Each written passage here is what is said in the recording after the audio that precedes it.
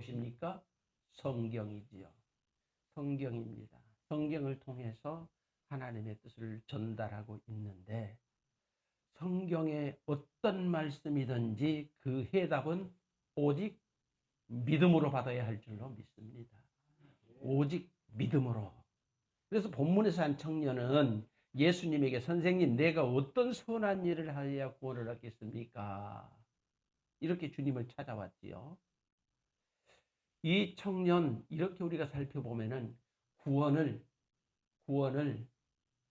공로 개념으로 사람들이 내가 선한 일을 하면은 구원을 얻을 것이라 라고 하는 공로 개념으로 이렇게 예수님에게 묻는 것을 봅니다. 그래서 우리 예수님이 뭐라고 하셨습니까? 왜 선한 일을 내게 묻느냐? 선한 일이라고 하면은 내 담당이 아니라 선한 분은 오직 한 분이시니라. 선한 일은 오직 선한 분은 오직 한 분이시니라. 유일하신 참 하나님에 대한 절대 개념을 그 청년에게 심어 주셨습니다. 여기까지 우리 오늘 본문의 설교가 다 나온 것 같습니다. 오직 우리 하나님의 절대적인 섭리 가운데에서 우리의 운명은 결정되는 것입니다. 믿으시기를 바랍니다. 그리고 그분의 뜻이 있지 않냐? 계명 지켜라. 그분의 뜻, 계명을 통해서 너희에게 주셨으니 그분 뜻대로 살아라. 그 계명 지켜라. 그리고 하신 말씀이 오늘 18절 19절을 보게 되면 이렇게 말씀하지요. 자, 살인하지 말라, 간음하지 말라, 도둑질하지 말라, 거짓 증언하지 말라, 내 부모 공경하라, 내 이웃을 내 자신과 같이 사랑하라. 이렇게 주님이 말씀하실 때에 그런 것 같으면 내가 어려서부터서 이미 다 지켰습니다. 이 사람에게 구원에 대한 장애는, 장애, 구원받지 못하는 것은 무엇이 있습니까? 세상적인 자신감입니다. 내가 세상적으로 이렇게 살았으니 그까짓 거야 당연히 세상적인 자신감입니다. 여러분, 구원은 세상적인 선함에 있지 않다라고 하는 거 우리가 너무 잘 알고 있지요. 그렇습니다. 누가복음 19장에 보게 되면은 한 등장하는 인물이 있어요. 삭개오라고 하는 인물이지요. 그 사람도 재물이 많았어요. 부자였어요. 삭개오는 예수님을 만나자마자 뭐라고 했어요? 주님 보시옵소서, 내 소유의 절반을 가난한 자들에게 다 나눠주겠습니다. 주님을 만났으니 내 재산까지 것 얼마든지, 절반이라고는 했지만 얼마든지 주님의 뜻이 되는 다 실천하겠다라고 하는 것이었습니다. 그리고 만일 누구 것을 토색했다라고 하면, 빼앗은 것이 불의하게 취한 것이 있다라고 하면은 내가 4배가 그냥 4배가 얼마든지 요구하는 대로 다 갚아드리겠습니다. 이렇게 누가복음 10장 8절에서 말씀하는 것을 우리는 볼 수가 있습니다. 그렇습니다. 그러니까 삭개오는 뭐예요? 재물보다도 우리 주님의 말씀을 더 신뢰했다라고 하는 것을 우리는 쉽게 발견할 수 있습니다. 예수님은 그래서 그 믿음을 보시고 뭐라고 말씀하셨어요? 오늘 구원이 이 집에 이르렀다. 예. 네가 그 재물보다도 나를 더 신뢰하니 구원이 이 집에 이르렀다라고 말씀했습니다. 여러분, 한 사람이 또 거듭나기 전에는 자기가 최고의 의인이 되었다라고, 의인이라고 생각했던 한 사람이 있었지요. 그래서 스데반 집사 잘못 산다고, 저거 가짜라고, 그래서 복음에 취해서 열정을 가진 스데반 집사 돌로 쳐 죽여버렸던 사람이 누구다? 사도 바울입니다. 그런데 그가 성령으로 거듭난 것에 대해서 우리가 이미 많이 말씀을 받았으니까, 자, 거듭난 뒤에는 뭐라고 했어요? 하나님을 절대적으로 신뢰하고 하나님을 사랑하는 자, 곧 끝대로 부르심을 입은 자들에게는 모든 것이 합력하여 선을 이루느니라. 이렇게 그가 말을 했지요. 하나님 절대 사상, 우리도 이 사상을 가지고 신앙생활하는 저와 여러분이 되어야 할 줄로 믿습니다. 내가 뭔가 해서 내가 뭔가 해서 구원을 얻으려고 하는 것이 아니라 절대적으로 구원은 하나님 은혜에 있다라고 하는 것이죠. 우리 인간에게 선은 없지만 성경 말씀은 선합니다. 모든 말씀이 다 선합니다. 그 말씀에 순종합시다. 성경 말씀대로 살아가려고 힘쓰고 예수는 우리 모두가 되어야 할 줄로 믿습니다. 그것이 선한 삶인 줄로 믿습니다. 그러면 주님은 왜 자신이 메시아 곧 구세주인 것을 말씀하지 아니하셨을까요? 왜 그런 말씀을 하지 않았을까요? 참 우리가 보니 처음부터 내가 메시아다라고 했으면 이 청년이 말을 잘 들을 수도 있었는데 19절 후반에 이렇게 말씀하지요. 19절 후반에 자, 내 이웃을 자신과 같이 사랑하라 이렇게 말씀하십니다. 우리 주님은 우리의 이웃으로 오셨다라고 하는 것입니다. 그래요. 여기에 해답이 있습니다. 여기에 해답이 있습니다. 그래요. 예수님은 세상에 우리의 이웃으로 오셔서 사랑으로 그리스도를 영접하고 그 안에 속한 이웃을 사랑하라고 이렇게 말씀하셨는데 그때 부자 청년은 이 말씀 끝에 뭐라고 그래요? 당당하게 20절에 보게 되면 당당하게 청년이 이르되 이 모든 것은 내가 지켜 싸운데 아직도 뭐가 부족하냐? 아직도 뭐가 부족하냐? 이렇게 말하고 있습니다. 그리고 마가복음 10장 20절에 보게 되면은 그런 것쯤이야 다 내가 어려서부터 다 이미 지켜왔습니다. 그러니까 자기는 구원받을 만한 모든 행위를 다 했다라고 하는 것이지요.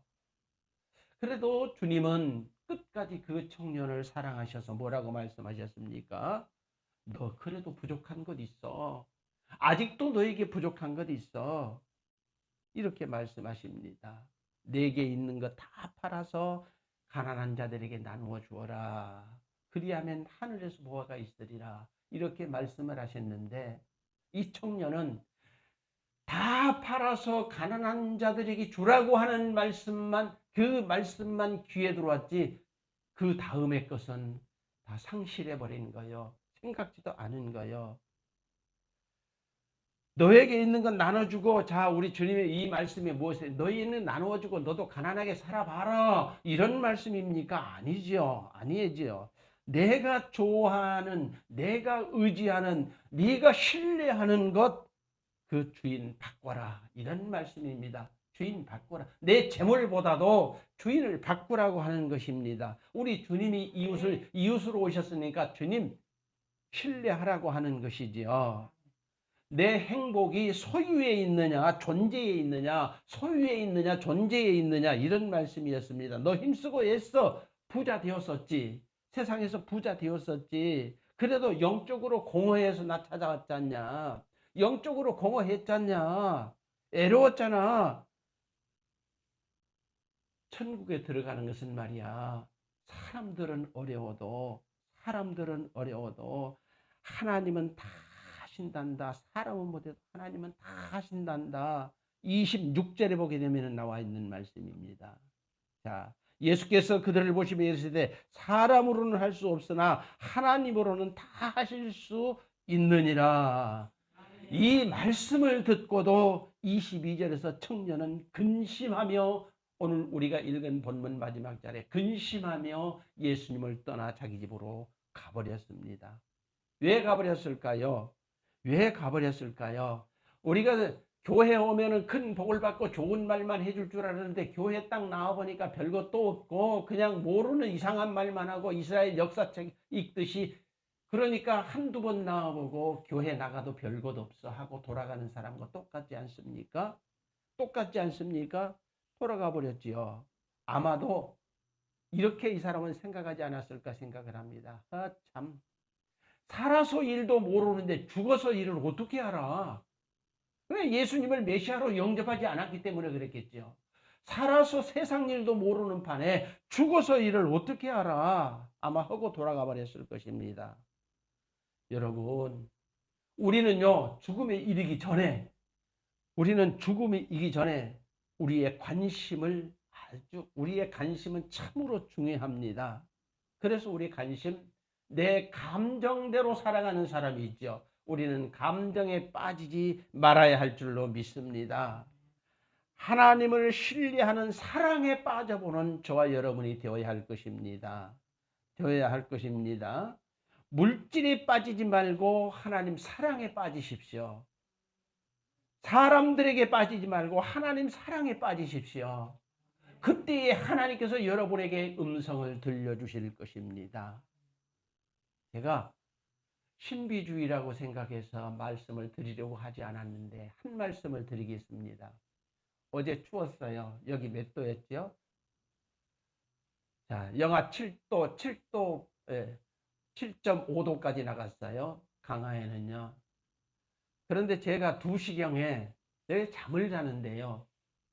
산을 넘고 물을 건너 산을 건너 흠지를 계속해서 돌아 계속 가는데 마지막 2m 정도 장벽이 되지가 않아요. 거기 딱 갔는데 그 장벽을 죽어도 못 넘겠는 거예요. 딱 2m예요.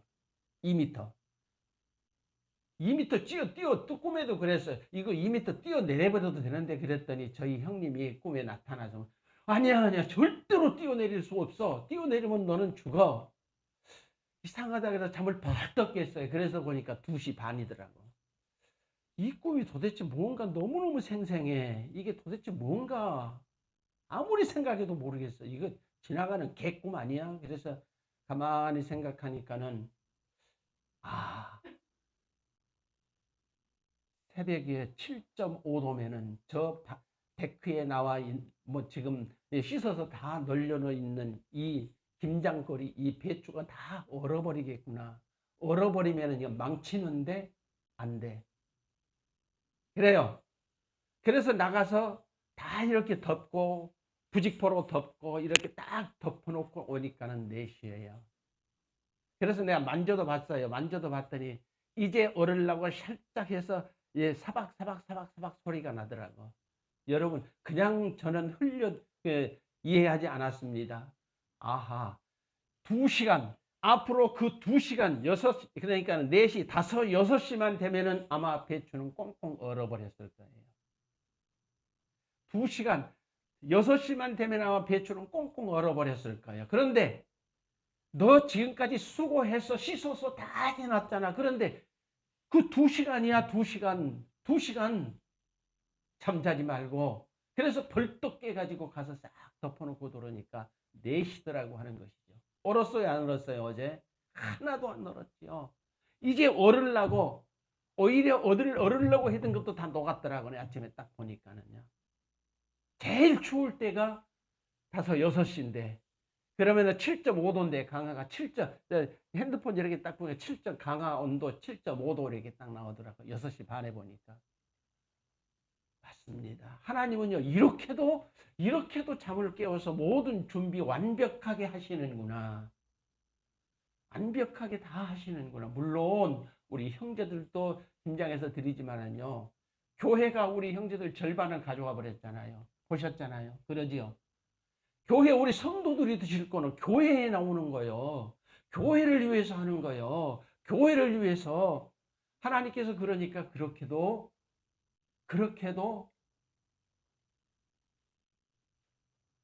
저를 깨워주시더라.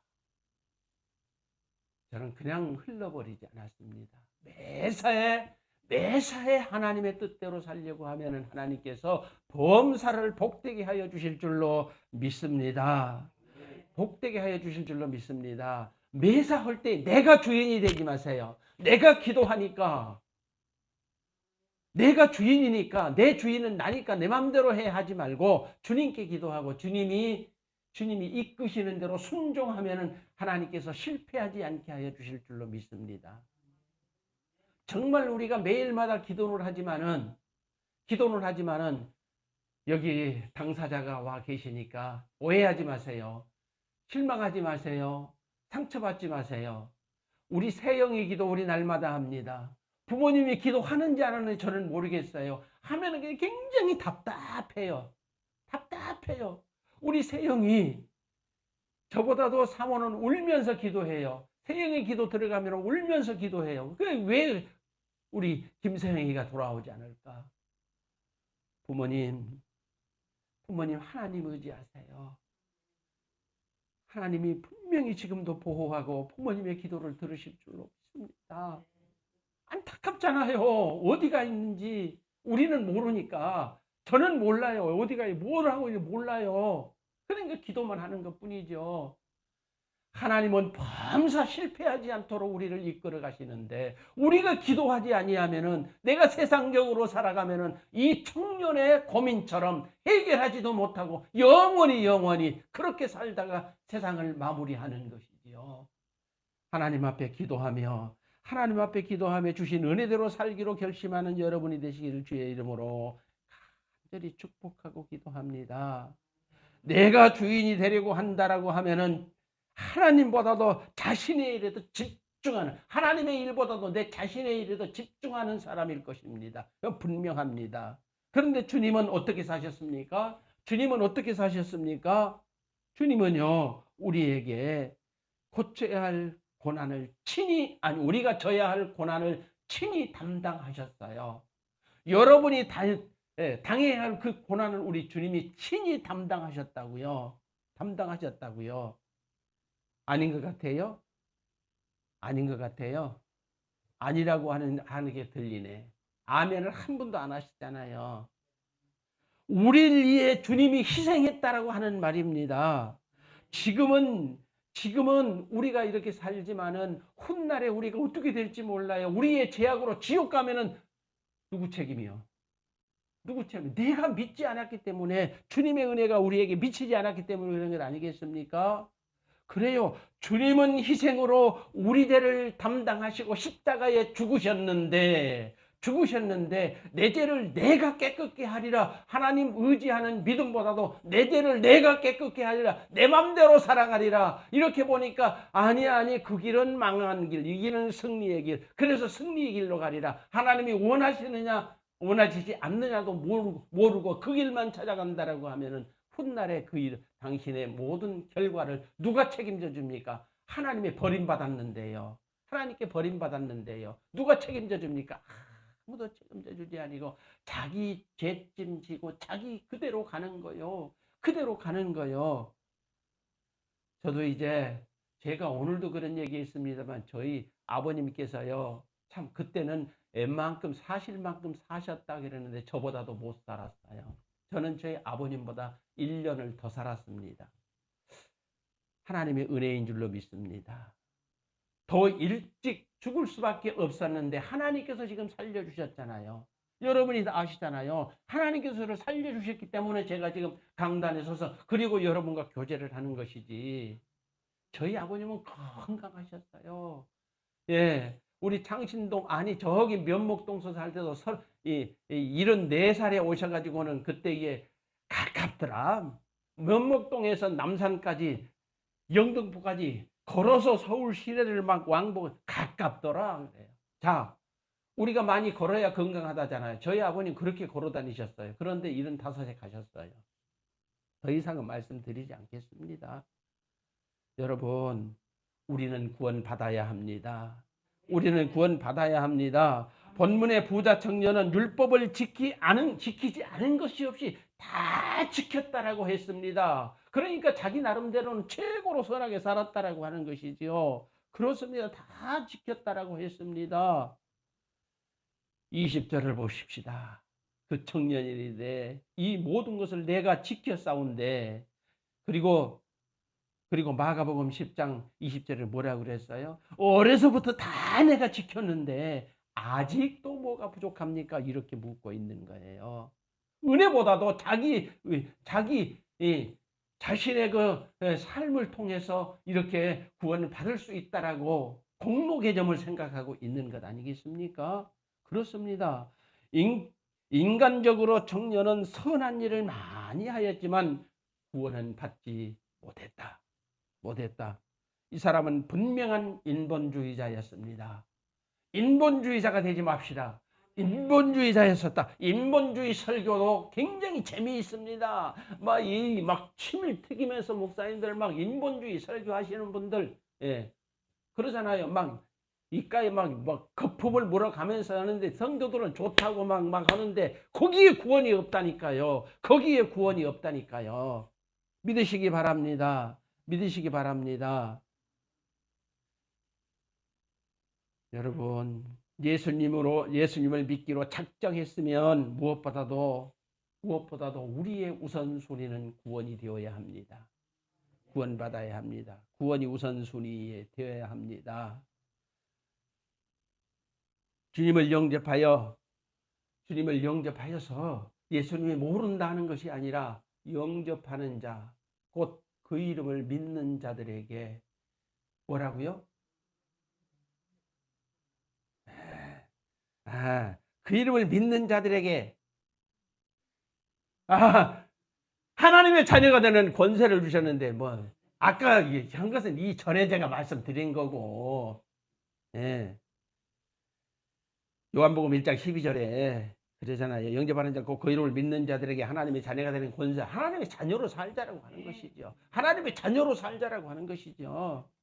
청년은 구원의 은총보다도 재산을 더 소중히 여겼습니다. 지금 여러분의 주인은 무엇입니까? 만일 물질 때문에 주님이 우리를 통치할 수 없다라고 하면은, 이 청년은 물질 때문에 그냥 가버렸잖아요. 물질 때문에 우리를 주님이 통치할 수 없다라고 하면은 어떤 우리는 누구이다? 구원보다 물질이 우선순위가 되어버린 사람일 것입니다. 구원 안 받아도 좋아. 물질이 우선순위 되어버린 사람입니다. 그 황금 만능 시대, 지금 우리가 살고 있잖아요. 그래서 부자 되세요 하면은 다 좋아합니다. 유행어가 되고 있습니다. 저도 나쁘게 생각하지는 않습니다. 목사님들 설교도 부자 되세요. 제가 몇 번을 보았습니다. 부자 되세요라고 하는 설교 제목을 가지고 설교하는 목사님들도 보았습니다. 뿐만 아니라 중고등학생들이 몸을 팔아서 물질만, 돈만 준다라고 하면 몸을 팔아서도 몸을 팔고 있는 그런 모습도 있는가 하면은, 결혼도 돈만 있으면 마음대로 고르는 거요. 예. 청년들은 현혹되지 말기를 바랍니다. 돈만 있으면 마음대로 결혼 상대도 고르는 이 시대 우리가 살고 있습니다. 그래요. 우리 사람에게 욕구는 분명합니다. 있습니다. 저도 욕구가 있지요. 욕구가 있습니다. 자, 그러면 먼저는 식욕이 있습니다. 식욕 떨어지면 죽잖아요. 식욕이 있습니다. 성욕도 있습니다. 소유욕과 같은입니다. 소유욕과 같은 생존적 욕구가 사람마다 다 있습니다. 다 있습니다. 저도 있고 여러분도 있고 다 있습니다. 그런데 청년에게 일반 사람이 없던 욕구가 있었습니다. 영생의 욕구가 그에게도 있었어요. 나도 영생을 얻어야 되겠다라고 하는, 주님으로부터 받아야 되겠다라고 영생의 욕구, 이 청년에도 있었습니다. 그래서 마가복음 1장 17절에 보게 되면은 예수님이 지나가실 때에 길에서 예수님 앞에 엎드려가지고 달려와서 엎드려가지고 무릎을 꿇었던 사람이 누구예요? 이 청년이에요. 마가복음 10장 17절에 보게 되면은 그러지요. 대단한 욕구요. 여러분, 길에서 엎드리는 것이 보통 하는 사람 아닙니다. 창피하잖아요. 자기 그렇게 재산 있고 그러면 다 유진데, 예? 청년에 그 정도 했으면은 어디 가나 그 동네에서는 다 알 텐데, 거기 예수님 앞에 무릎을 꿇어 엎드렸어요.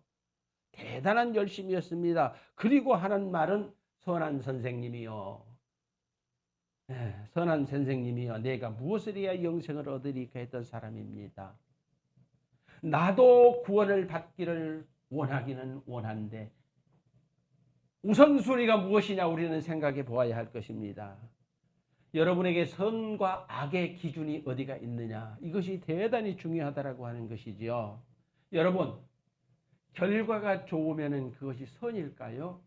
결과가 좋으면 그것이 선일까요? 자, 착한 일 하면 그것이 선일까요? 내가 예를 들어서 청년들에게 좀 베풀면 그것이 선일까요? 물론 선일 수도 있습니다. 선일 수도 있습니다. 그것이 선일까요?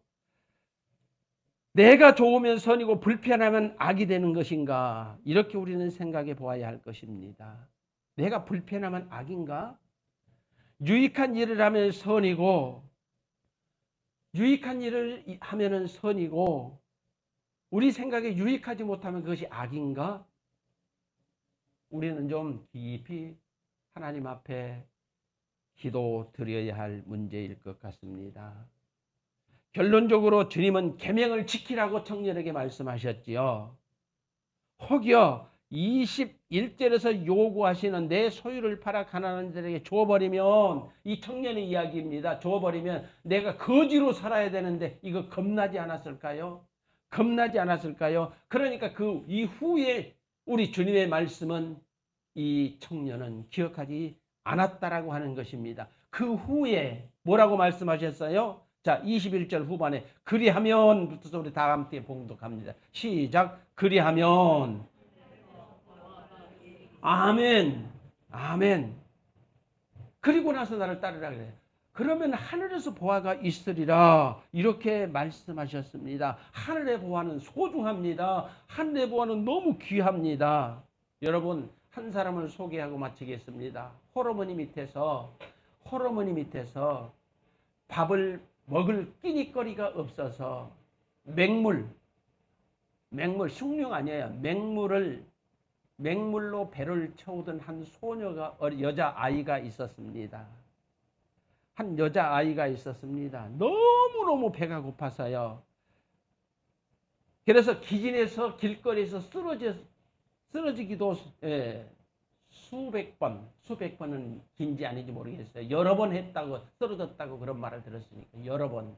그때마다 동네 사람들이 그를 이렇게 세워 먹여주었고, 훗날에는 그 가난한 것을 알고 국제 아동 구호 단체로부터서 빵을 공급받아서 그것으로 성장했던 한 여자아이가 있었습니다. 그 여자아이가 누군지 여러분 아시지요? 그 여자아이가 누굽니까? 오드리 헵번, 최고적인 배우, 세계적인 배우, 오드리 헵번, 세계적인 배우입니다. 그녀는 배우가 되어서 국제아동구호단체 홍보대사로 전 세계 어린 아이들을 도와줬다라고 하는 건 여러분 여러 루트를 통해서 다 이미 알고 있을 것입니다. 그 여인은 비록 그렇게 가난했지만 하늘의 보화를, 하늘의 은혜를, 하나님이 도와주심을 받은 거예요. 하나님이 내려주신 복을 받은 것입니다. 분명합니다. 우리도 세상보다 하늘에서 내려주신 복을 받아 누리기에 부족함이 없는 저와 여러분이 되어야 할 줄로 믿습니다. 궁극적으로 하나님께서 여러분에게 하늘의 보화를 내려주시기를 또한 주의 이름으로 간절히 축복하고 기도합니다.